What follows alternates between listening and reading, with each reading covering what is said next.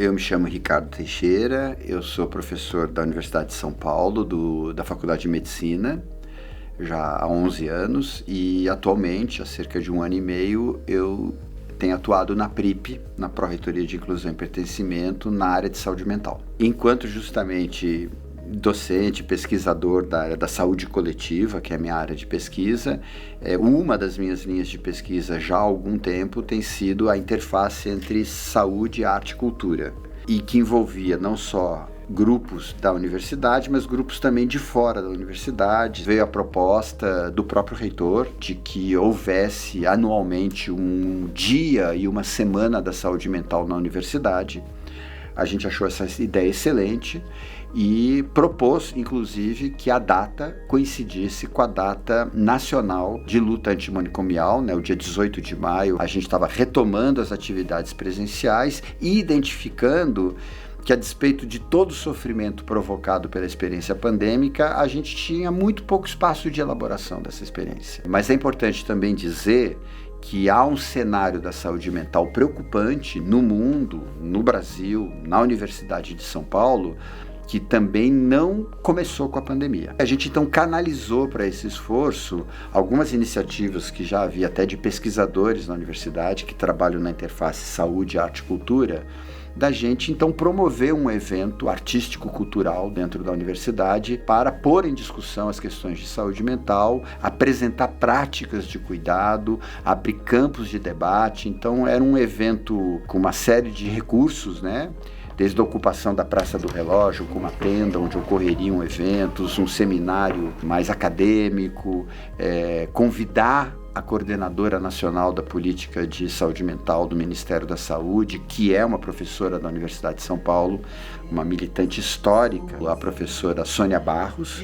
Nós não estamos no Ministério da Saúde diretamente pensando na questão da universidade, mas sim pensando na questão das crianças e adolescentes que são vítimas de algum tipo de violência, né, mesmo que seja autoviolência, ou que perpetram violências. Neste primeiro ano, então, que foi 2023, a proposta é que isso passasse a integrar o calendário da universidade, coincidindo com o calendário nacional de lutas, já que o dia 18 de maio é tradicionalmente o Dia Nacional da Luta Antimanicomial, um dia em que se defende a política nacional de saúde mental do país. A nossa ideia era, desde o princípio, mobilizar múltiplas linguagens, múltiplas matérias expressivas, que ia da arte ao seminário mais acadêmico.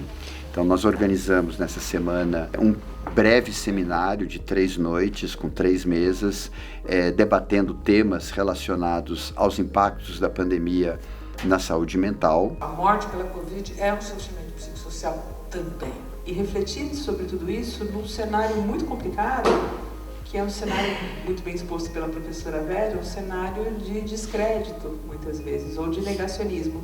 Acho que ela explicita um tipo de sofrimento social que é constituinte do nosso país já há um tempo.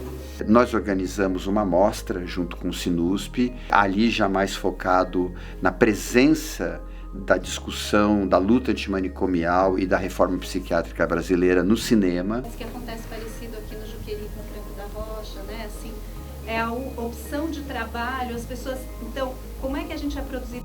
A partir de algumas obras até que se tornaram relativamente clássicas, de documentários a obras de ficção que abordavam situações da saúde mental pré-reforma psiquiátrica, como O Bicho de Sete Cabeças, que envolve a questão do manicômio, ou personagens importantes na construção da política de saúde mental brasileira, como a Nise da Silveira.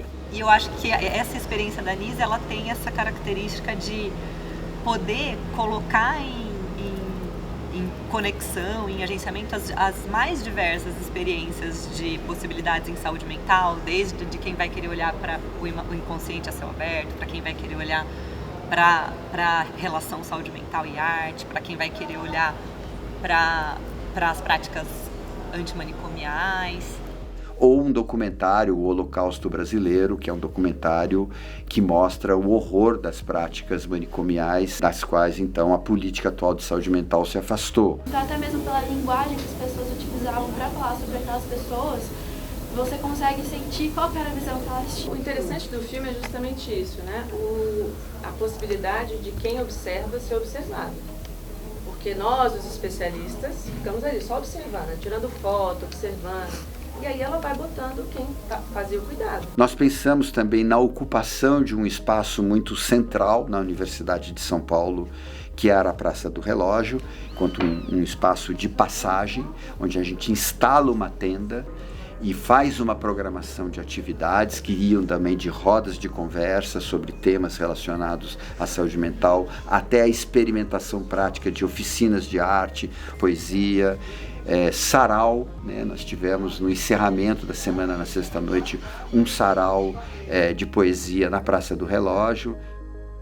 Nós também tivemos atividades em outros campi da universidade, e aí contando com a mobilização de outros atores, né, principalmente ligado às comissões de inclusão e pertencimento que existem hoje nas diferentes unidades, que organizaram atividades para a sua Semana de Saúde Mental. Eu acho fundamental a gente, de fato, perenizar no calendário da universidade a semana e, eventualmente, o Dia da Saúde Mental, enquanto um momento que a universidade se dedique a refletir de uma maneira mais concentrada sobre essa questão. E o que ele entende como produtivismo, né? Como uma ênfase exacerbada na produção de uma grande quantidade de algo que possui pouca substância, o foco em se fazer o máximo de uma coisa enlatada, com pouco conteúdo e consequente valorização da quantidade como se fosse qualidade. E aí nós temos que pensar nessa relação entre o produtivismo e o adoecimento da comunidade acadêmica. Como a Leide já apontou, o output desse modelo produtivista é o aumento do consumo de drogas, né, tanto lícitas quanto ilícitas, depressão, crises de ansiedade e suicídio. Nós temos que estar conectados a essa questão, a essa discussão, e procurando promover cada vez mais uma universidade que promova a saúde mental. Que a gente possa pensar em uma universidade sustentável, entendendo sustentável como essa que vai contribuir para que o nosso mundo também seja um mundo melhor. Nós também podemos usar a Semana de Saúde Mental para fazer nos moldes do que acontece no Sistema Único de Saúde, no SUS, que é realizar uma conferência de saúde mental da USP, enquanto um espaço representativo, portanto com delegados indicados pelos diferentes órgãos, unidades da USP, que formularão uma política de saúde mental para o próximo ano. Eu acho que para a segunda, terceira, quarta semana de saúde mental,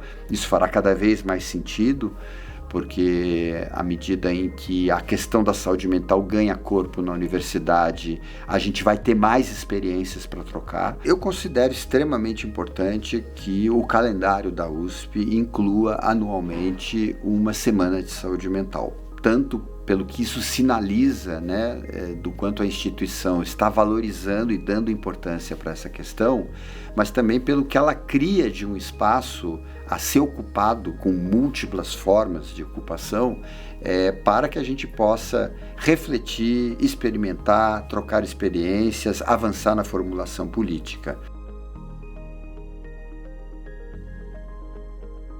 Quando a política de saúde mental brasileira se reorientou no sentido do cuidado em liberdade e não encarcerado em manicômios, ela entende que ela só poderia avançar com essa política na medida em que ela também transformasse a relação da sociedade com a loucura. Ou seja, de uma sociedade habituada a entender que a loucura tem que estar confinada, não pode conviver com a gente, para uma ideia de que a loucura a pessoa em sofrimento mental pode ser cuidada em liberdade e no espaço comunitário. Então, acho que a saúde mental teria esse duplo caráter de ser um sinal emitido pela instituição da valorização que ela dá a esse tema, somado a efetivamente abrir um espaço, né, um espaço de parada, de pausa, para a gente refletir de uma maneira mais dedicada sobre as questões de saúde mental e como isso nos acomete no dia a dia.